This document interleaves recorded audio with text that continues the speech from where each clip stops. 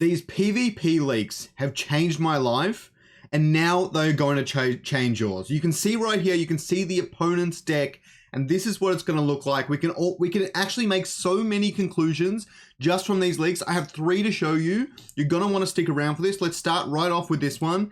You can see the opponent's deck. You can see it has a heady, a dash, a geyser, a squiz, everything. You're ready. The augments look sick. And then you go into the PvP mode. Then you also get to this, where you can see your opponent has, you can see the legendary augments. I'm going to assume that's what they are because they've got the gold on them, right? And even that perpetual entropy one where the holder gains 5 energy regen and its first Omega refunds 30% of energy cost. Now these are not much more expensive than the regular augments, which I think is quite interesting. But you've also got those 4 little cards at the bottom. And what I think they are is your bidding points. Okay, there's so much to unpack here, so stay with me. Your bidding points. And what that means is that maybe you take 2 of them or 3 of them or however many you want on the one that you want.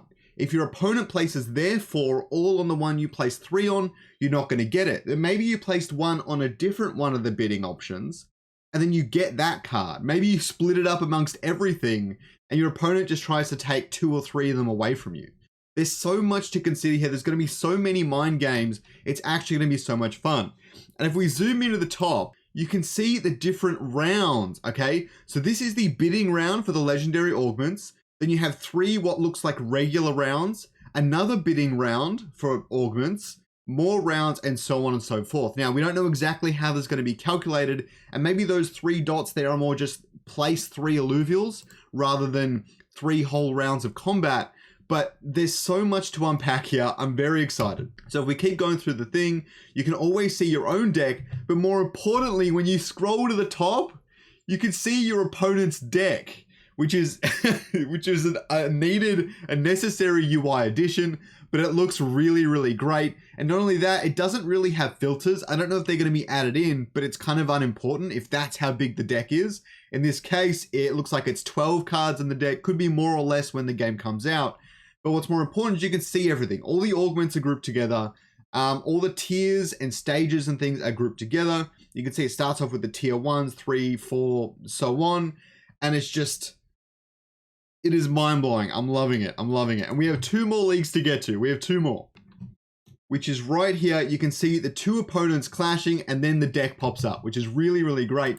The next thing we'll look at is the meteor, because this relates directly to the legendary augments.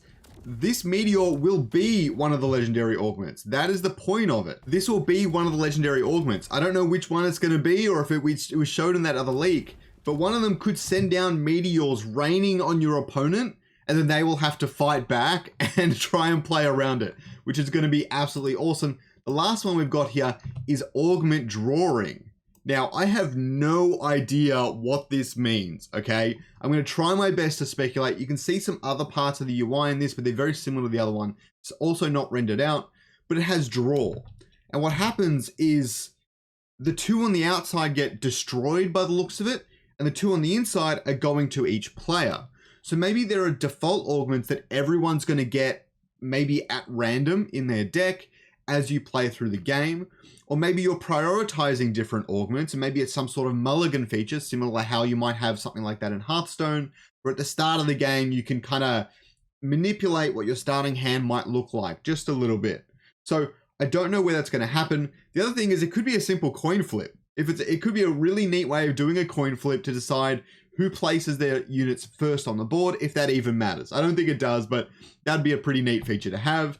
You can see that you get the temporal safeguard, and that is all we got from that leak. So I hope you guys enjoyed it. I hope you guys learned something about the upcoming Illuvium leaks. The game is right around the corner, okay? Don't worry, the game is coming, and we can see that they are not that far away. All the alluvials should be in there, which will mean we'll get the greatest game experience. And as I've said before, Aaron has revealed that deck building will also be available to use in the PvP matchmaking. Everything's coming Q3 in 2023. So we've got about 2 months to wait until hopefully we are playing Illuvium PvP.